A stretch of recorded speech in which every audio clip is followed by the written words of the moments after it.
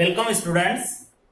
Topic अपना रस वाला चल रहा था और इस रस में हमने श्रृंगार रस, हास्य रस और करुण रस पढ़ लिया था। आज हम पढ़ेंगे वीर रस। आज का जो रस है चौथे नंबर का वह है वीर रस। और विद्यार्थियों, वीर रस का विषय जो होता है वह उत्साह या जोश होता है। वीर रस का विषय उत्साह या जोश होता है। वीर रस का विषय उत्साह या जोश होता है। अब हम बात करते हैं कि हमें उत्साह यानी कि हमारे हृदय के अंदर उत्साह और जोश हमें कब कब आता है। तो एक तो लड़ाई को देख करके उत्साह भी होता है और जोश भी आता है। बाजा एवं चारणों के वीर गीत सुन करके, बाजा एवं चारणों की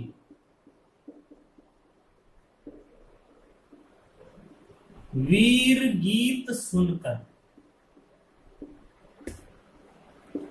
उत्साह या जोश चढ़ जाता है। बाजा का वर्तमान में जैसे डीजे बैंड बाजा, इनमें जो भी गाना आता है उनको सुनकर के हमें जोश आ जाता है और बिना कोई मन के अपन नृत्य करने लग जाते हैं। चारणों के वीर गीत सुन, चारण एक जाति है और चारण जाति के जो लोग हैं प्राचीन समय में राजा महाराजा जो भी हुआ करते थे उनकी राजसी यानी कि राजा महाराजा के यशोगान का वर्णन किया करते थे कि जो भी राजा हुआ करता था उस राजा के यशोगान का वर्णन किया जाता था। कौन कौन से लोगों के द्वारा? चारण और भाट जाति के लोग, जो राजसी परिवार था उसकी जो भी अच्छाइयां थी आम जनता के सामने प्रस्तुत की जाती थी। तो बाजाएं चारणों के वीर गीत सुनकर शत्रु को सामने पाकर के या शत्रु को सामने देख करके लड़ने का उत्साह होता था। तो कहने का मतलब है उत्साह और जोश जो है वो कई प्रकार का होता है। इसी प्रकार इसी कड़ी में अपन आगे बात करें, कभी दीनहीन प्राणी को देख करके हमारे अंदर दया होती है। कोई भी दीन दुखी है, गरीब व्यक्ति है, उसको देख करके जो इंसान होता है उसके निश्चित रूप से उसके दिल में क्या होती है? दया होती है और उसके कष्ट को दूर करने का उस व्यक्ति के अंदर उत्साह भी होता है। कभी कष्ट सहकर और प्राण देकर भी हम धर्म का पालन करने का उत्साह होता है। इस प्रकार से उत्साह और जोश जो होता है वह कई प्रकार का होता है। अगला हम जो रस देखेंगे वह है रौद्र रस। पांचवा जो रस है वह है रौद्र रस।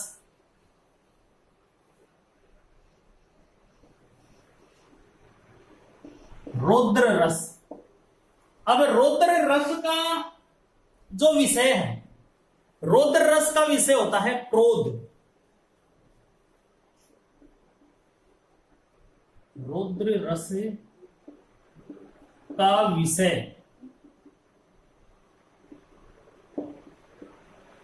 क्रोध होता है।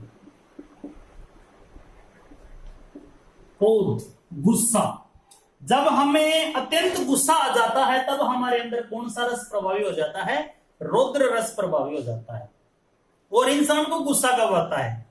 जब कोई उसका कोई अपकार कर देता है, अपना कोई बुरा कर देता है, यानी कि अपना अपकार करने वाले या अपना शत्रु आदि को हम सामने देख करके क्या आ जाता है? हमें क्रोध आ जाता है। और क्रोध आते ही, क्रोध की जागृति होते ही, क्रोध आते ही कौन सा रस प्रभावी हो जाता है हमारे अंदर? रौद्र रस।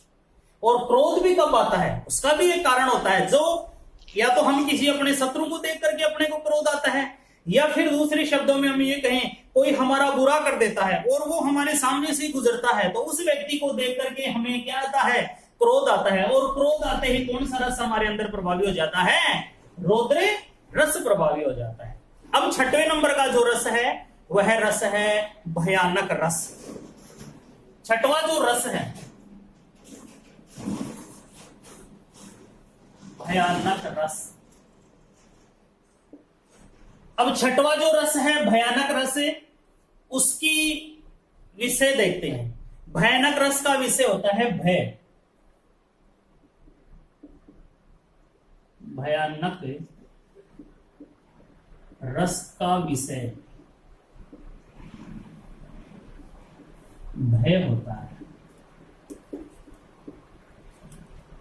भय का मतलब होता है डर। भयानक रस का विषय क्या होता है? भय होता है, और भय का मतलब होता है डर। और इंसान को डर कब कब लगता है? एक तो हम जंगल से जा रहे हैं, सामने से शेर आ जाता है, तो सिंह इत्यादि जो भयंकर जीव है, कोई भी जानवर है, सर्प वगैरह है, कोई भी जंगल के जो भी बड़े बड़े जानवर हैं, उनको देख करके हमारे अंदर भय व्याप्त हो जाता है। प्राकृतिक दृश्य हैं, बड़े बड़े जो प्राकृतिक दृश्य हैं, उनको देख करके हमारे अंदर भय जागृत होता है। कोई भी बलवान या ताकतवर शत्रु आदि है, उसको देख करके हमारे अंदर क्या व्याप्त हो जाता है? भय व्याप्त हो जाता है। अगला है 7वां जो रस है वह है विभत्स रस। 7वां जो रस है उस रस का नाम है विभत्स रस। 7वां जो रस है वह है विभत्स रस। विद्यार्थियों, ये जो रस है ज्यादा कठिन नहीं है। 7वां रस जो है विभत्स रस, और इस विभत्स रस का विषय जुगुप्सा या ग्लानि होता है। विभत्स रस का विषय जुगुप्सा। विभत्स रस का विषय जुगुप्सा या ग्लानि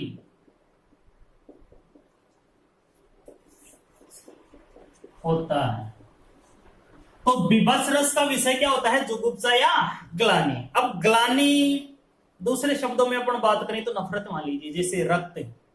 मान लीजिए अपन सामने जा रहे हैं, किसी का एक्सीडेंट हो गया, उसके सर से बहुत ज्यादा खून बह रहा है, तो उसको देख करके हम अपनी नजरें थोड़ी देर के लिए, कुछ पल के लिए, कुछ समय के लिए दूसरी तरफ कर लेते हैं। रक्त, मांस, मज्जा, दुर्गंध वगैरह जो भी हैं, उन वस्तुओं को देख करके हमारे हृदय में जुगुप्सा या ग्लानि पैदा होती है।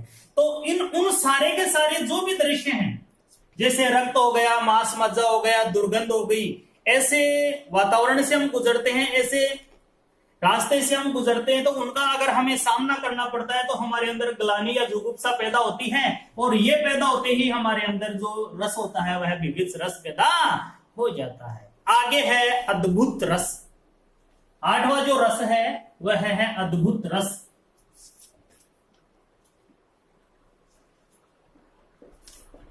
अद्भुत रस। विद्यार्थियों, 8वां जो रस है उस रस का नाम है अद्भुत रस। तो अद्भुत रस का विषय होता है आश्चर्य या विस्मय।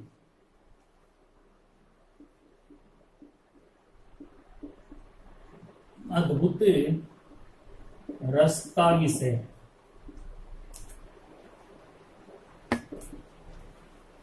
अद्भुत रस का विषय आश्चर्य या विस्मय होता है। अब हमें आश्चर्य या विस्मय कब कब होता है? अद्भुत जो रस होता है उसका विषय आश्चर्य या विस्मय होता है। अब आश्चर्य विद्यार्थियों कब कब होता है? कोई अलौकिक या अदृष्ट पूर्व वस्तुओं को देख करके, अलौकिक या अदृष्ट पूर्व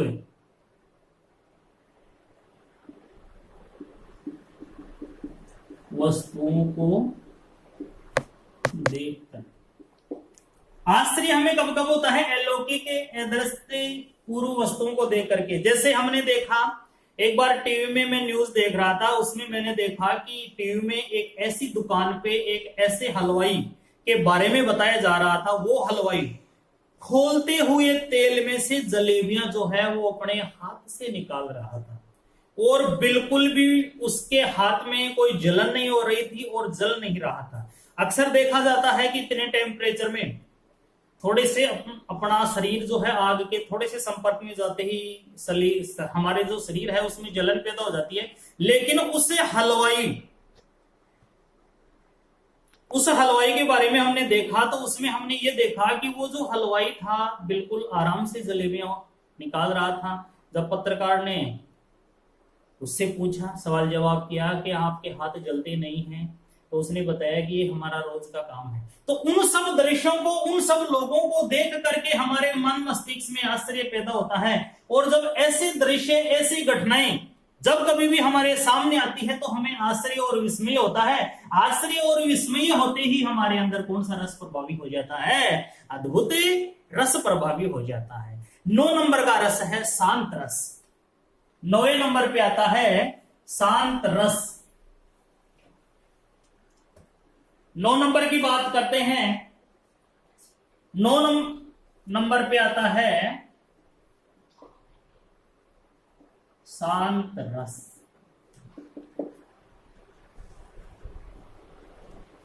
शांत रस, शांत रस का विषय निर्वेद अथवा वैराग्य होता है। शांत रस का विषय निर्वेद अथवा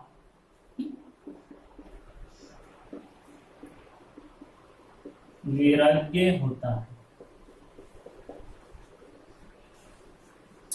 निर्वेद अथवा वैराग्य का मतलब होता है इस संसार सागर की अनियमितता को देख करके, मतलब संसार की अनियमितता, दुखमयता आदि देख करके ये जो सांसारिक जो भी वस्तुएं हैं उनसे वैराग्य जागृत हो जाता है।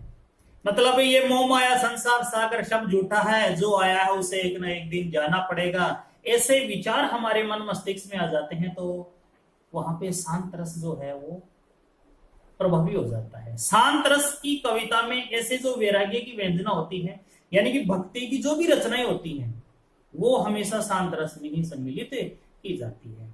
तो हमने विद्यार्थियों शांत रस के बारे में देखा कि शांत रस का विषय जो होता है वह निर्वेद अथवा वैराग्य होता है। और इसमें हमने देखा, निर्वेद अथवा वैराग्य में हमने देखा कि संसार सागर में, जैसे महात्मा बुद्ध की बात करें तो महात्मा बुद्ध एक बार अपनी पत्नी और अपने बेटे को, मतलब वो सो रहे थे, उनको सोते हुए छोड़ करके चला गया, क्योंकि उनको वैराग्य, अद्भुत ज्ञान की प्राप्ति, आत्मिक जो ज्ञान है उसकी प्राप्ति हो गई और वो इस संसार की खोज में चले गए। यानी कि ईश्वर को प्राप्त करने के लिए वो अपने घर को त्याग करके चले जाते हैं। तो उनके अंदर मतलब ये दुखमयता, संसार सागर एक दिन आया है, जाना पड़ेगा, वगैरह वगैरह ऐसे विचार उनके मन मस्तिष्क में आने लगे।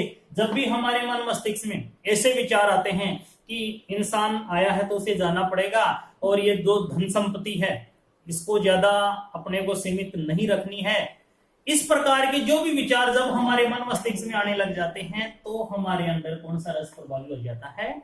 शांत रस प्रभावी हो जाता है। और 10वें नंबर का जो रस है विद्यार्थियों वह है वत्सल रस। 10वां जो रस है वत्सल रस। अब वत्सल जो रस है, वत्सल रस का जो विषय है उसके बारे में हम सबसे पहले चर्चा करते हैं कि वत्सल रस का विषय पुत्र पुत्री, पुत्र पुत्री, अनुज, माता पिता,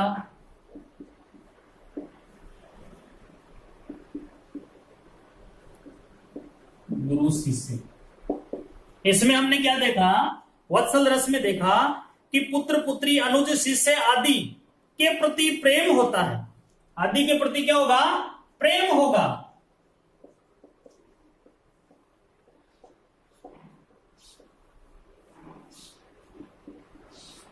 प्रेम होता है,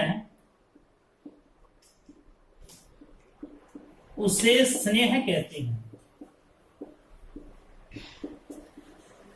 उसे क्या कहते हैं? स्नेह कहते हैं। यानी कि वत्सल जो रस होता है विद्यार्थियों, इसमें माता पिता, बहन भाई और गुरु शिष्य के मध्य जो प्रेम होता है उसका वर्णन किसमें किया जाता है? वत्सल रस में। जैसे एक कविता है कन्यादान, उसमें एक बेटी ससुराल जाती है तो उसकी माँ उसको कुछ सीख देती है कि बेटी ससुराल में जाते समय तुम्हें इन इन चीजों का, इन इन बातों का ध्यान रखना है कि सास ससुर, माता पिता के समान उनको भी समझना है। पति जो है उनकी भावनाओं की कदर करते हुए जीवन में अच्छे और नेक कर्म करने हैं। तेरे किसी भी व्यवहार से इस दुनियादारी में और मेरे ऊपर कोई प्रश्नवाचक चिन्ह ना लगे, इस प्रकार का व्यवहार करना है। वैसे तू बेटी है, तेरे को नियम कानून कायदों के अनुसार ही अपना जीवन जीना है, लेकिन यदि तेरे ऊपर अत्याचार और अन्याय होता है तो तेरे को सहन भी नहीं करना है। तो एक कन्यादान जो कविता है उसमें एक माँ ससुराल जाते समय अपनी बेटी को कुछ सीख देती है। तो ऐसे विचार जैसे कोई सीख, कोई राय, कोई मशवरा माता पिता और उसकी संतान के बीच में होता है, गुरु और शिष्य के मध्य जब वार्तालाप होती है, जब विचार एक दूसरे के सामने एक दूसरा व्यक्ति प्रस्तुत करता है, उस समय हमारे अंदर जो है वो वत्सल रस प्रभावी हो जाता है। अब 11वें नंबर का जो रस है वह है भक्ति रस।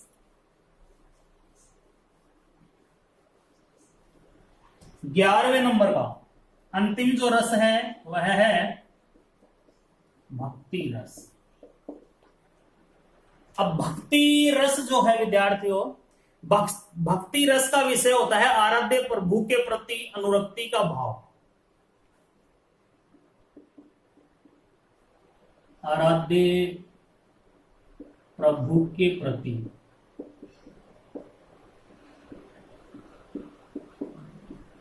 अनुरक्ति का भाव।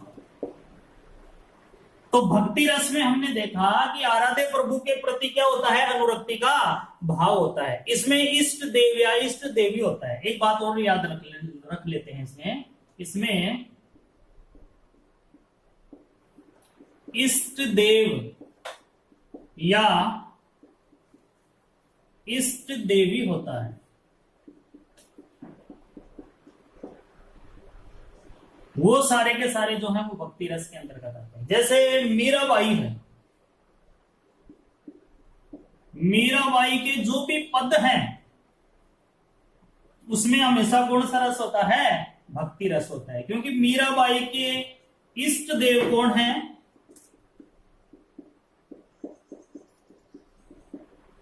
श्री कृष्ण।